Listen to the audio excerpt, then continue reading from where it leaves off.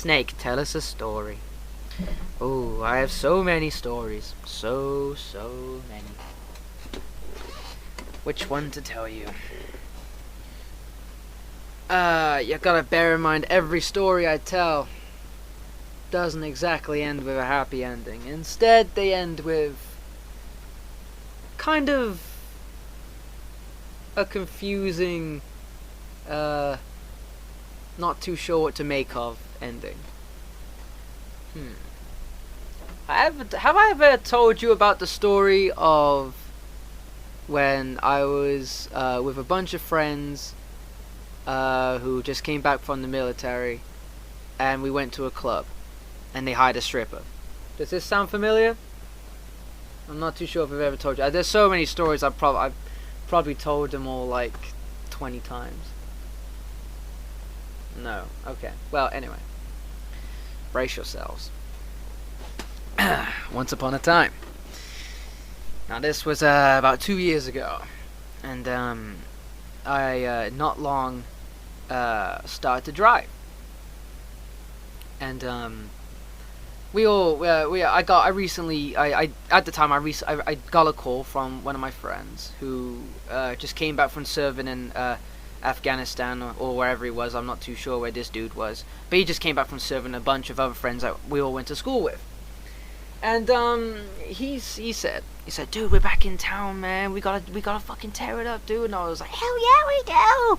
So we all decided to go to the town, to fucking this big city that's like quite a few miles away from us, because we live in like the fucking woods. You know what I'm saying?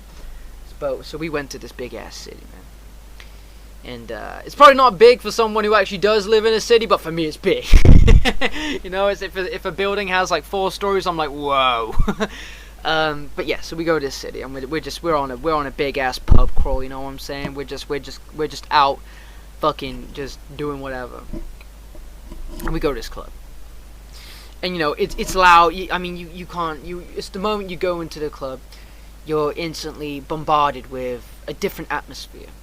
It was dark when we entered, but you're hit with so many strobe lights, and at first you're blinded, and you gotta readjust yourself, and there's a sudden booming of music that's way too loud for human eardrums to fucking take in.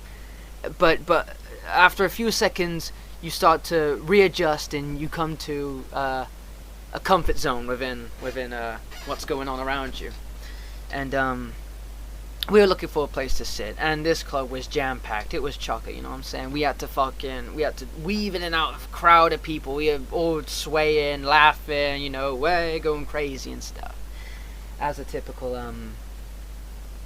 club is.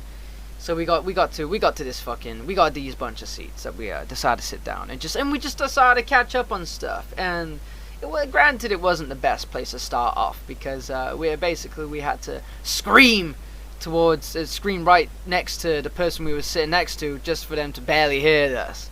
And so that made our fucking throats a little bit like, yeah, by the end of the night. But anyway, as the night got on, we were drinking more, sharing more stories, and what's going on in our lives and everything at the time. And one of my friends goes, "Oh, dude, I didn't want to tell any of you this, but as a surprise, I ordered us a stripper." And I'm like, dude, what? I wasn't expecting, I wasn't ready for that, man. And whereas most dudes would take that as good news, I'm just like, nigga, you didn't come to me with this information beforehand, man. I'm not prepared for this. You know what I'm saying? I was like, what? I was like 16, 17 at the time. 17, sorry, I just not long turned 17. And so like half an hour later, this stripper comes, and she began butt wild. You know what I'm saying? She don't fucking mess around. She the business. You know what I'm saying? And and I'm just like, I don't know. I was looking at her, and I was just like, man, something ain't right with her, man. I just because I think it's with just, I thought at the time it was just because of me and how I normally am with like women who are so quick to get naked. You know what I'm saying?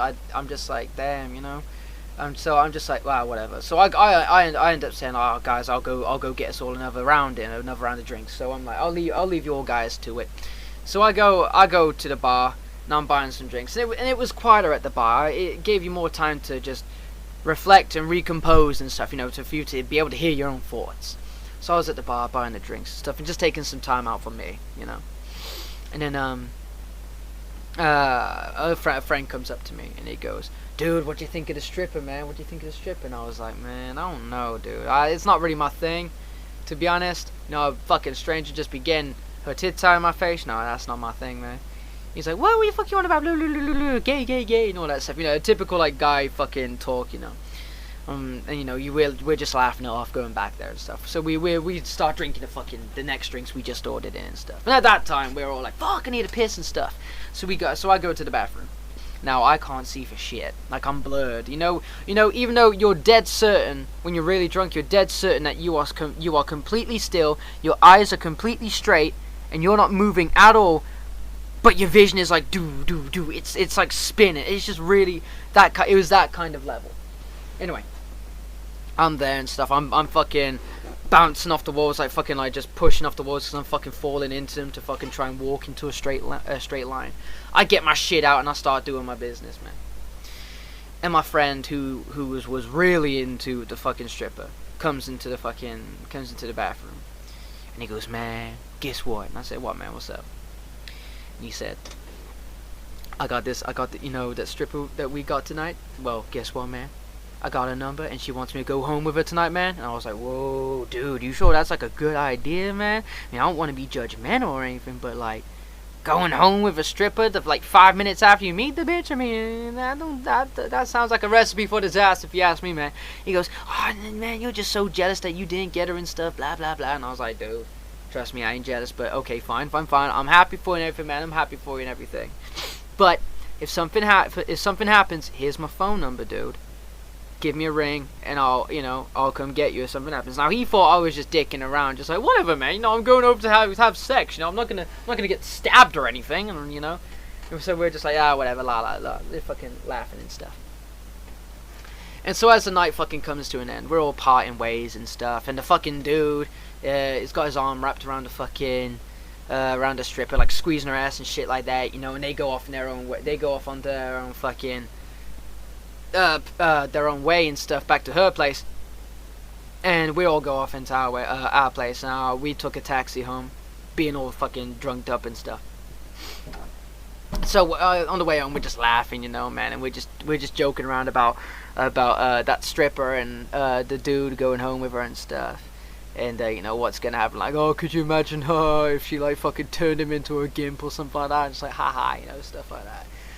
And I was the last person to get to my house, so I got to the house when everyone already got home, and I get to bed, you know. And you know that feeling when you finish a heavy night out, you know, your ears are ringing, your throat's sore, man. You just want to get out your clothes, you just want to hop in a bed, man, because your head is just not right.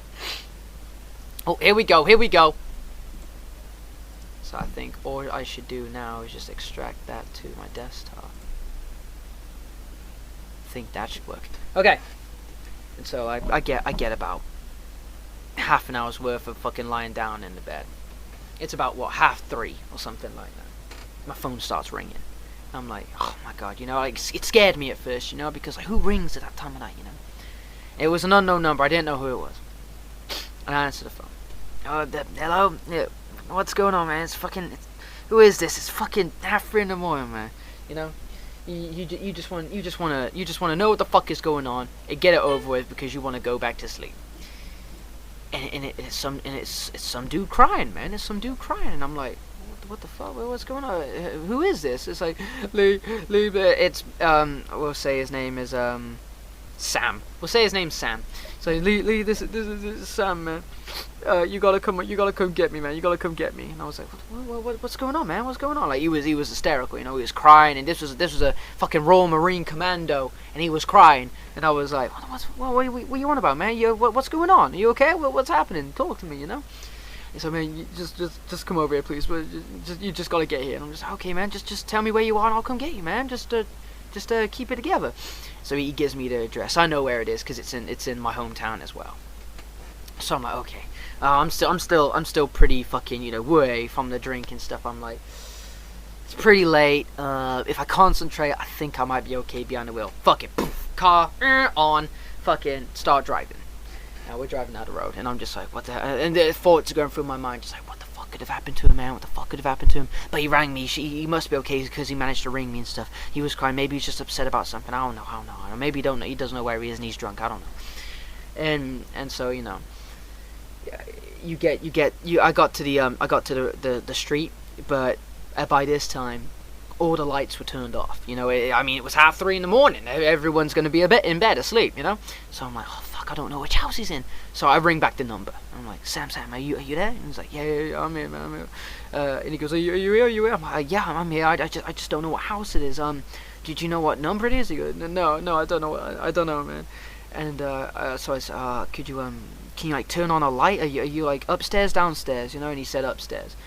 And I said, well, turn on a light or something, man. I'll see it through the street, and I'll be able to get there to you. And so he turns on this light, and I see it turn on. I'm like, okay, oh man, I know where you are. I see you, man. I'm gonna come get you now. Okay, just make your way to the door. I'll be there in literally like a few seconds. And he goes, man, I can't. She's locked the door. And I'm like, and it was like the moment he said she's locked the door, I was like, what? You know, that's when the shit got real, you know? Like the shit just got real feeling. It was like, whoa, like, she's locked the door. What the fuck does this mean? And I'm like, lock the door? Man, what's going on? Tell me, what is going on? And he goes, man, we got there and stuff, and we were just making out, and so, man, just come get me, please. She's coming back. I gotta go. You know, he hangs up the phone. I don't know shit. All I know is that he's locked in a house in the middle of the night, fucking crying.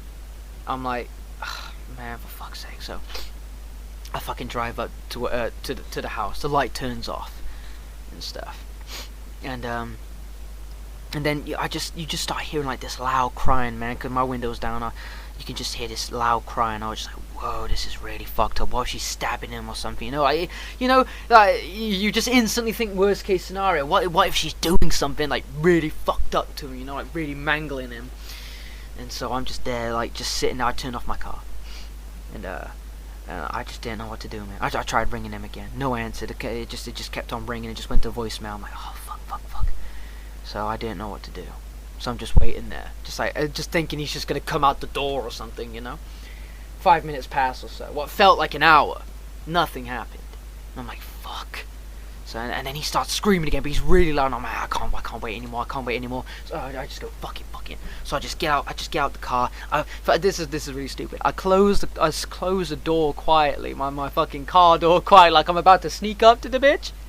And I just fucking run into the door, and I fucking shoulder barge that bitch open, okay? I fucking slam into that door, and I fucking run upstairs, and I run to where I saw the light, from outside the house. I kick that bitch down, and I see the most god-awful fucking sight I've ever seen in my life. I mean, I've seen some fucked up horror movies. I've seen some fucked up snuff videos. I've read some horrible stories. I've heard some horrible stories. But fuck me. I have never seen, comprehended, heard, or even witnessed anything as mentally scarring as what I saw. I see my friend. He's tied to the bed, on his hands and knees. Okay? He's butt naked. Now, you never want to see your best friend butt naked and crying. You never want to see that, man. Okay. Now this was a Royal Marines commando, on his hands and his knees, tied to some woman's bed, crying and stuff, with the woman also butt naked, with her dick inside my friend. Man, this was a she-male. This bitch was a she-male. I was like, at first it happened so fast. It was such a flood of emotion, thoughts, and just what the fucks that you just could not comprehend what the fuck is going on. Instead, you just act on impulse. You know that this is a bad idea. I kick down the door. I see this shit. My friend turns, and he's got tears down his face, man, and he's crying, and he just screams my name, which it didn't feel good, man. It didn't feel good to know that my friend was getting butt fucked, and he was crying, screaming my name. Anyway, I run over to this fucking she-male thing, man. She's wearing, he's wearing nothing but a fucking wig and some red high heels, man. That's it. And she's got a dick in his ass. And so I fucking pulled the bitch out. I pulled him out. I just throw him onto the floor, man. And he's in fuck mode still. You know what I'm saying? He's still fucking doing the spasms and shit. You know, I'm just like, this is fucked up. I dropped the nigga on the floor, and he just cools up and starts crying. It was some fucked up shit. It was just some fucked up shit, man. I undo my friend and stuff. I'm just like, nigga, we just gotta go. We didn't even bother picking up his wallet or anything. We just fucked off home, man. We ran into the car. He's there fucking running naked and shit. We hop in the car, we turn it on, and my god, I've never turned on a car and pulled away so fast in my goddamn life, man. You could still hear that fucking dude crying from upstairs by the time we got in the car. It was that fucking weird, man. So we're driving home. Now at the moment, even though I've had fuck knows how many shots, drinks, or whatever in me, my mind at the time has never been more sharp, more clear, and more sober in my life. I'm just like fucking on edge, dude. And I don't even dare look at my friend, knowing that he's probably his asshole is dribbling fucking semen onto my fucking seat covers. You know what I'm saying? I don't even look at him, man. I don't even want to see if he's got an erect penis, if he ever enjoyed that or not, man. I don't even want to fucking know. I'm just driving, man. I'm just driving, eyes on the road, pretending I'm on my own. I put up outside his house. I turn off the car, and at first, we don't say anything, you know. I mean, what do you say? What can you say? Well, crazy night, huh? No, you don't. There's nothing to say. So instead, I just come up with some realistic thing to say. Man, you can't go back into your house fucking naked, man. Your parents are gonna go crazy. Hey, here, take my jeans. I give him my jeans. You could just say we got crazy on the night out, and we stole your clothes and fucking ran off with him. You know, we'll just say that. He's like, okay. You know, he's crying. And I'm just like, man, what the hell happened, dude? What happened, man? And he just gives me an idea as to what's going on. And he goes, well, we were like getting into it and stuff, man, you know. And at the time, we were just about to fucking get naked, and she told me that she's never had it like in the ass before, man, and she thought it'd be a real turn on to lose her ass virginity to me. And I was like, okay, you know. And so the entire time he was dicking his bitch, not knowing she probably had a raging bone or something, you know. And he said after he climaxed in her ass, apparently the bitch flipped him over, tied him fucking down, and just said, my turn, and stuck her shit in him.